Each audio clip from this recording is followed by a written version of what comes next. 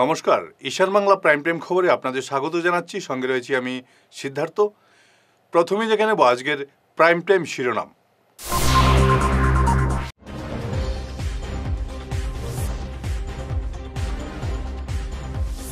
শিলচরে উচ্চ মাধ্যমিক মেধাবীদের স্কুটি বন্টন করলেন কৌশিক।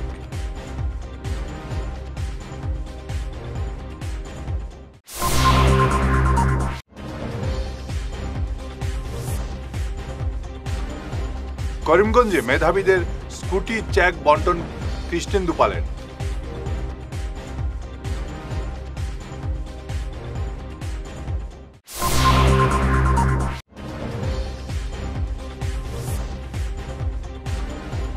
শিলচরে বিক্ষোভ পালর বন্ধের চা শ্রমিকদের, নেতৃত্বে রাজদীপ গোয়ালা।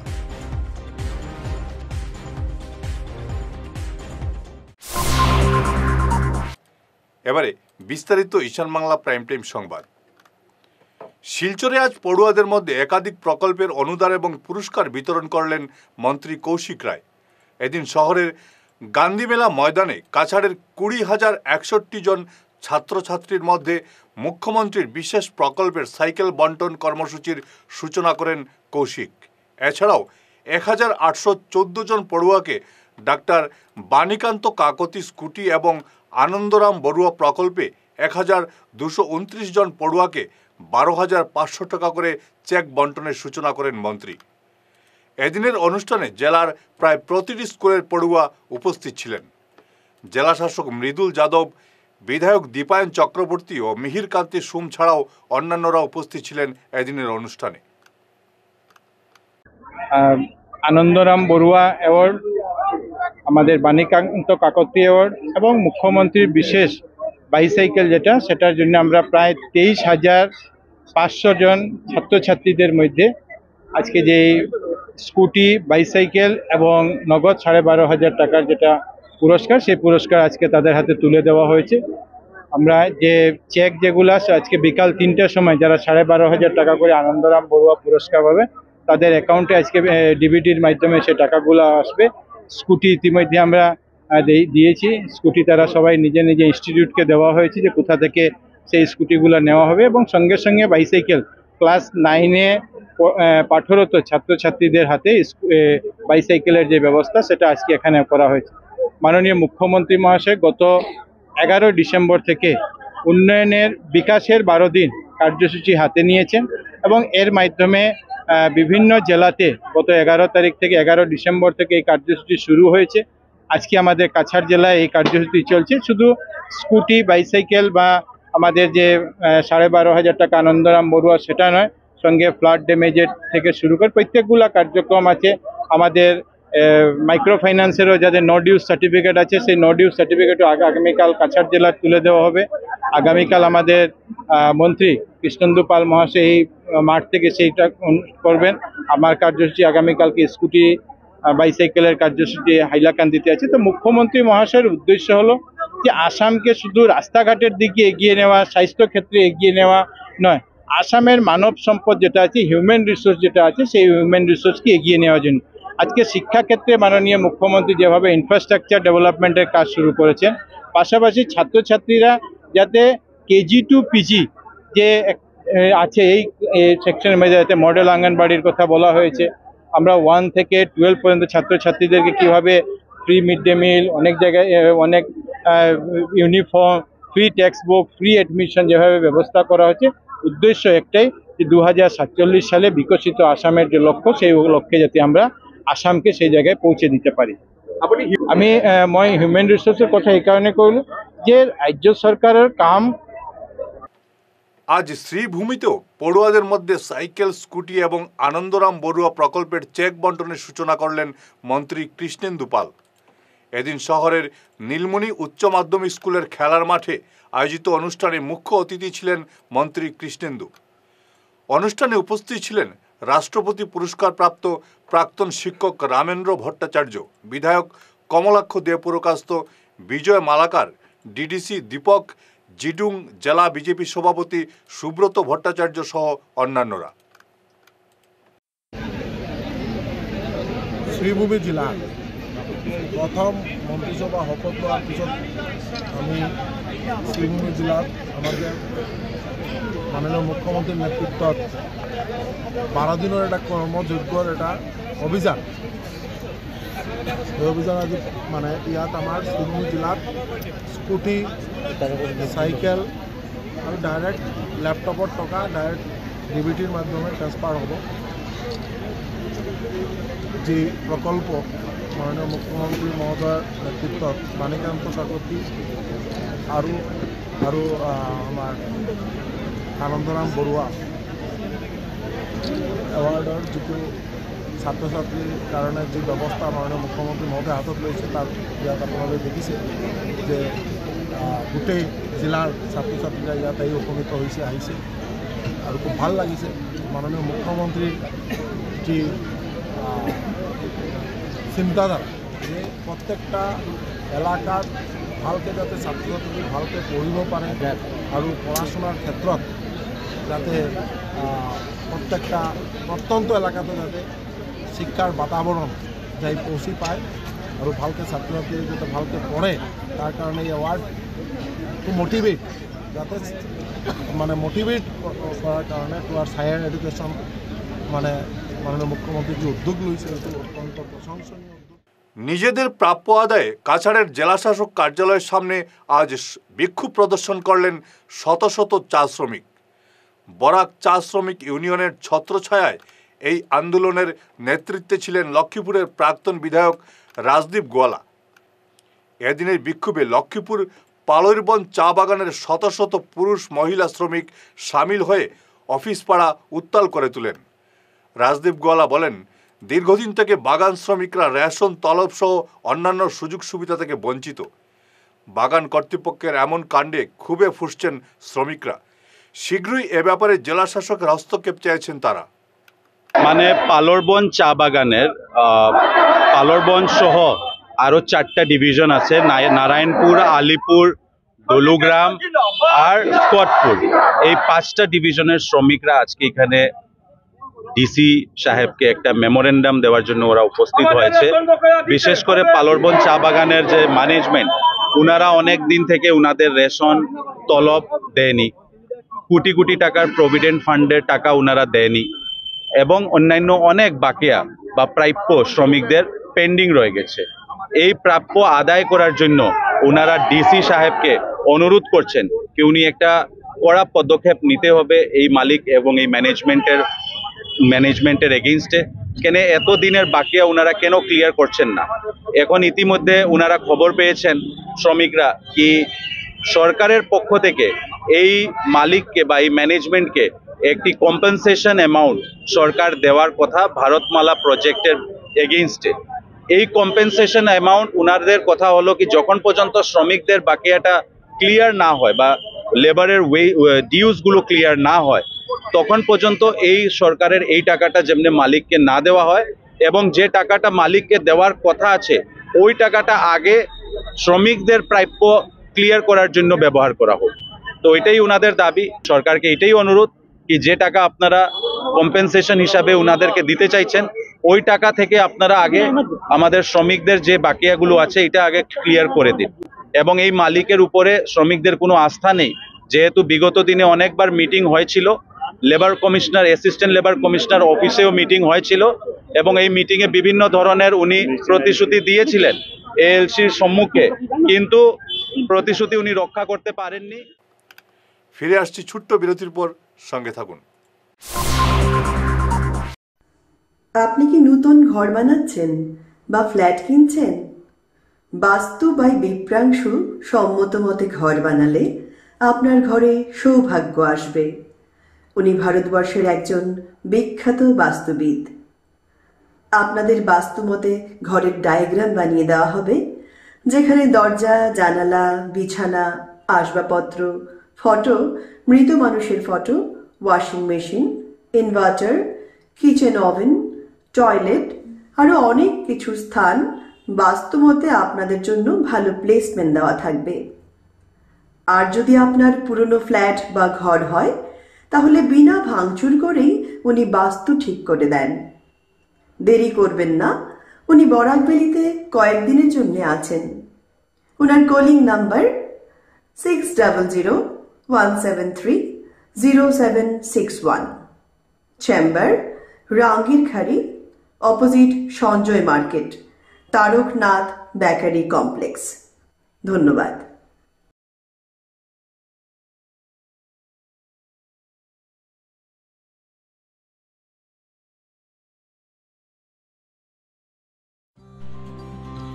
সোনার সংসার জুয়েলার্স, সোনা মানেই সোনার সংসার।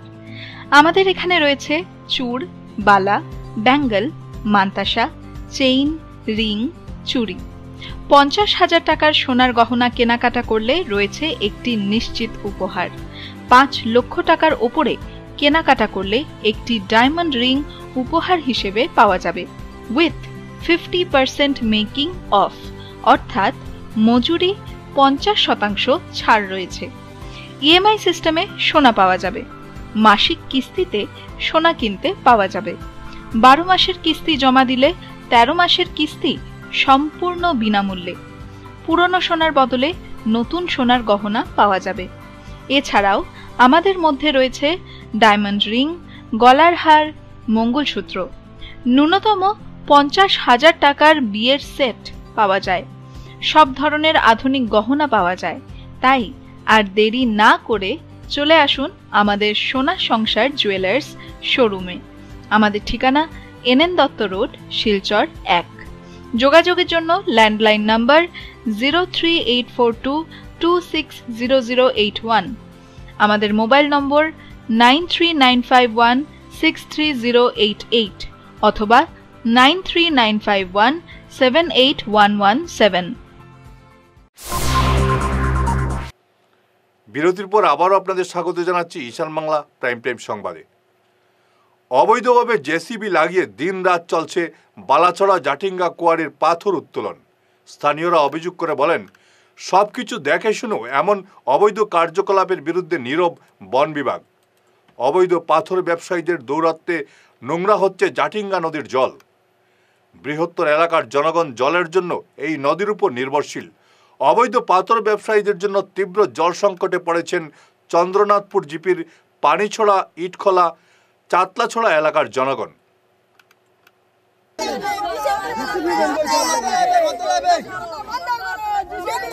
আমরা জল খেতে পারি না, জলে স্নান করতে পারি না, জিসিবি বন্ধ করতে লাগবে। হিমন্ত শর্মাকে অনুরোধ আমার,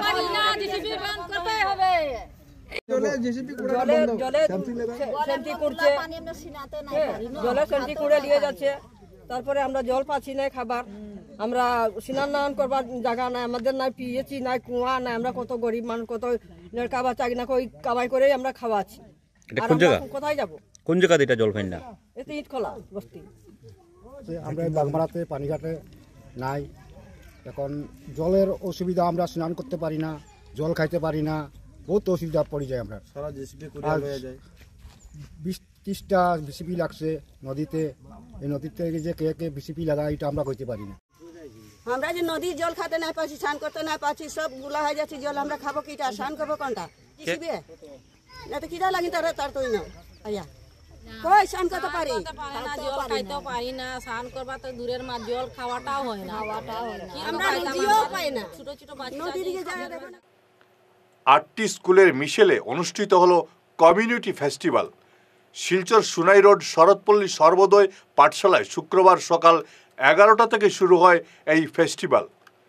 তরণীমোহন স্কুল, দাসকলোনি পাঠশালা, শ্রীপল্লী স্কুল সহ অন্যান্য বিদ্যালয়ের পড়ুয়ারা অনুষ্ঠানে নাচ, গান এবং নাটক পরিবেশন করে।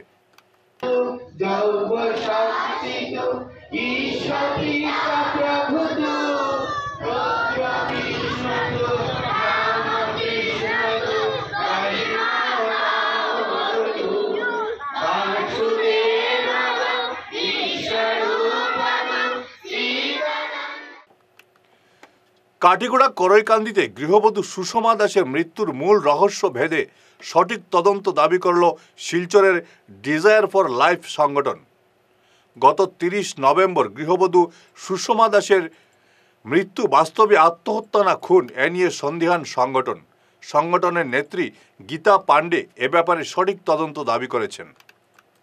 ওসি স্যারের কাছে কয়েকবার করে আমরা গেছি, আমরা কেসটা লইছি না পয়সা এটা পোস্টমর্টম রিপোর্ট করে আমরা গরিব মানুষ যে আমরা এটা পোস্টমর্টম রিপোর্ট করে আজকে আমার বাগনি মারা যাওয়ার 15-20 দিন হয়ে গেছে, এখন আমরা কোনো সাইট পাইছি না। আমি এই শিলচার দিদির কাছে আবার করে দিদি আমার যে সান্ত্বনা দিতরা আমি ওই সান্ত্বনা মাঝে কিন্তু খাটিগুড়া থানার কোনো সান্ত্বনা এখনো আমরা দিছই না। আমরা যে একটা বাগনি মারা গেছে কোনো ন্যায় এখনো খাটিগুড়া থানায় আমরা দিছে না, খালি শুধু খাটিগুড়া ওসি স্যারে আমার ওটাও দ্বিতীয় ম্যাডামও কইসলাম আর ওই যে ওসি স্যারে আমরা ওটাও সুবিধা দিছি যে খাটিগুড়া শ্মশানের সামনে আমরা দাওয়া করার লাগিয়া কোনো হেম্পার এখনো খাটিগুড়া থানায় আমরা নিছে না। इन लोगों ने यही कहा कि मेरी बेटी का आत्मा का शांति के लिए मुझे डेड बॉडी चाहिए। हालांकि उसका पति ने डेड बॉडी ले गया था, लेकिन काटीगोड़ा का ओसी सर को मैं धन्यवाद देती हूँ, उन्होंने हमारी बात का सम्मान रखा और ऑलरेडी शमशान से जाकर डेड बॉडी को लाकर उनकी माँ और पिताजी को समझाया और उन लोगों ने अपनी जिस जगह पर उनको क्रियाक्रम करना था उन्होंने किया। अभी इन लोगों के मन में ये तो शांति है, कम से कम उनका बेटी को आत्मा का शांति मिलेगा। और साथ ही साथ मैं ये कहूंगी अगर लड़का दोषी नहीं है तो हम लोग भी नहीं चाहेंगे कि उनको सख्ती सजा मिले, लेकिन अगर वो दोषी है तो सरकार से मेरा विनम्र निवेदन है कि उनको ऐसी सजा दे ताकि और कहीं पर भी ऐसी बेटियों को मारा ना जाए, उनको मौत की घाट में उतारा ना जाए। क्योंकि बेटियों का ये सब तकलीफ देखती हूँ तो हम लोगों को बहुत दर्द होता है और इस दर्द का एहसास सिर्फ उनका माँ बाप को ही हो सकता है और किसी को नहीं। तो मैं पूरी आपकी न्यूज चैनल के द्वारा मैं पूरी भारत को ये कहूंगी कि किसी की भी बेटी अगर आपको अच्छा नहीं लगता है, आपका घर में वो एडजस्ट नहीं कर पा रहा है, तो उनका बेटी उनको समझा दीजिए, क्योंकि सबको जिंदा रहने का हक है। শিলচর হলিক্রস স্কুলের 3 দিনের এক্সিলেন্সিয়া পর্যবেক্ষণ অনুষ্ঠান সম্পন্ন হলো নানা কর্মসূচিতে। 3 দিনের এই কর্মসূচিতে পড়ুয়াদের নানা প্রদর্শনী সবার প্রশংসা কুড়োয়। পুরো স্কুল ক্যাম্পাস ছিল অসাধারণ মডেল এবং পড়ুয়াদের প্রদর্শনীতে পূর্ণ। স্কুল অধ্যক্ষা সিস্টার টেরেসা মার্টিন অনুষ্ঠান সুষ্ঠুভাবে সম্পন্ন হওয়ায় সবাইকে সাধুবাদ জানিয়েছেন। Electronics, mechanical designing, computational thinking, and even arts. Interestingly, robots are also teaching soft skills, conflict resolution, and negotiation skills. That's interesting to know that we already have robot teachers in present generation. Arfa, are there any robot teachers in India? Hailakandi শহরতলির রাঙ্গাউটির ঐতিহ্যবাহী ছড়াটিকর মোকামের পীর সৈয়দ শাহানুরের বার্ষিক উরুস আগামী 2 ফেব্রুয়ারি অনুষ্ঠিত হবে। প্রতি বছরের মতো এই কর্মসূচি এবারও অনুষ্ঠিত হবে মোকাম সংলগ্ন বিশাল ঈদগাহ ময়দানে। এ নিয়ে বিস্তারিত তুলে ধরেছেন আয়োজকরা।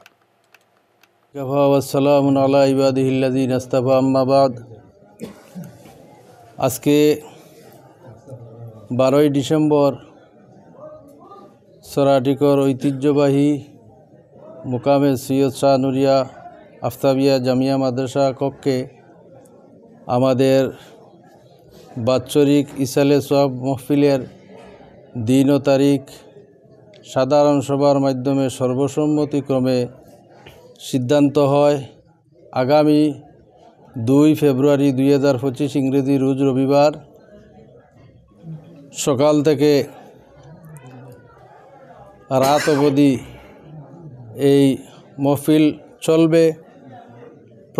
প্রতি বছরের ন্যায় তাই আমাদের এই মহফিলে উত্তর পূর্বাঞ্চল আহলে সুন্নত ওয়াল জামাতের আলিম উলামা পীর মাশায়েখগণ ছাড়াও আমরা চেষ্টা করব অন্যত্র স্থান থেকে বিশেষ কোনো মেহমানকে আনার জন্য। তাই আমি সকল ধরনের সর্বশ্রেণীর জনগণের প্রতি আকুল কমিটির পক্ষ থেকে আবেদন রাখছি, আপনারা প্রতি বছরের ন্যায় এবারও এই মহফিলের জন্য সর্বক্ষেত্রে সাহায্য সহযোগিতা এবং উপস্থিত থাকিয়া এই মহফিলকে সুন্দর ও সাফল্যমণ্ডিত করে তোলার জন্য আমি এই সাধারণ সভার পক্ষ থেকে আপনাদের প্রতি অনুরোধ রাখছি। এবং কোনো ধরনের বিধি না মেনে শাসক দলের ফায়দার জন্য পঞ্চায়েত সীমানা কাটছাঁট করা হয়েছে এমন অভিযোগ করেছেন হাইলাকান্দি জেলা কংগ্রেস সভাপতি শামসুদ্দিন বড়লস্কর। কাটলিচড়ায় মাত্র 13 জনকে নিয়ে একটি ওয়ার্ড গঠন করা হয়েছে। এমন আজব কাণ্ডে উদ্বেগ প্রকাশ করেছেন কংগ্রেস সভাপতি। এছাড়াও পঞ্চায়েত ডিলিমিটেশনে আরও বিভিন্ন অসঙ্গতির কথা সংবাদ মাধ্যমে তুলে ধরে হাইকোর্টে মামলা দায়ের করা হয়েছে বলে তিনি জানান। এটা খসড়া এসেছে, চূড়ান্ত খসড়া তো আমাদের এসেছে জেলা পরিষদ এবং আঞ্চলিক পঞ্চায়েত মানে এপি লেভেল, জিপি লেভেল এবং জেলা পরিষদ লেভেলের চূড়ান্ত খসড়া প্রকাশিত হয়ে সেটা চূড়ান্ত হিসাবে আসাম সরকার নোটিফিকেশন করেছে। সেটা নিয়ে গুয়াহাটি হাইকোর্টে ইতিমধ্যেই আমাদের হাইলাকান্দি জেলা কংগ্রেসের পক্ষ থেকে একটা রিট পিটিশন দাখিল করা হয়েছে। সেটা বর্তমানে হাইকোর্টে বিচারাধীন আছে। আগামী 17 সেপ্টেম্বর পঞ্চায়েতের এই ডিলিমিটেশন নিয়ে একটা সিদ্ধান্ত গ্রহণ করবে মহামান্য গুয়াহাটি হাইকোর্ট। তার আগে আমাদের গতকালকে জেলা শাসকের কনফারেন্স হলে পঞ্চায়েতের 3টি স্তর 2টি স্তরের ইতিমধ্যেই চূড়ান্ত সিদ্ধান্ত আসাম সরকার নিয়েছে। ডিস্ট্রিক্ট ডিলিমিটেশন কমিশন যেমন জেলা পরিষদ এবং আঞ্চলিক পঞ্চায়েতের সীমানা নির্ধারণ এবং এপি জিপি সীমানা নির্ধারণ, কিন্তু গ্রুপটা যেটা একটি জিপিতে 10 জন গ্রুপ মেম্বারের যেটা সেটার খসড়া ইতিমধ্যে প্রকাশিত হয়েছে গতকালকে 11 নভেম্বর। সেখানে আমরা দেখেছি যে জিপিওয়াই যেটা বের হয়েছে সেখানে আমরা দেখেছি বিভিন্ন গ্রুপে অনেক বিসঙ্গতি আছে। একটি গ্রুপের সঙ্গে আরেকটি রেভিনিউ ভিলেজের মানুষ একটি গ্রুপে অন্তর্ভুক্ত হয়েছে, রেভিনিউ ভিলেজে 2 ভাগে বিভক্ত হয়েছে।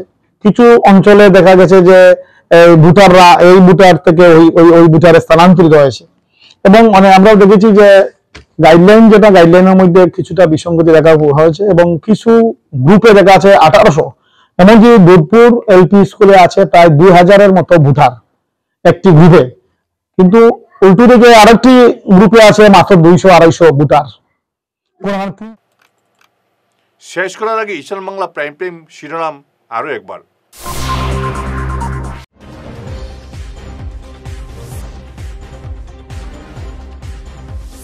শিলচরে উচ্চ মাধ্যমিক মেধাবীদের স্কুটি বন্টন করলেন কৌশিক।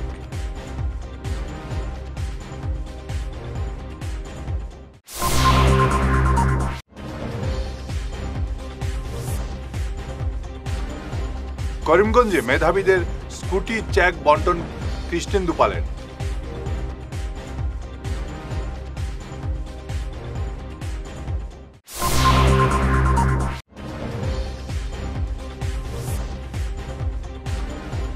শিলচরে বিক্ষোভ পালর বন্ধের চা শ্রমিকদের, নেতৃত্বে রাজদীপ গোয়ালা।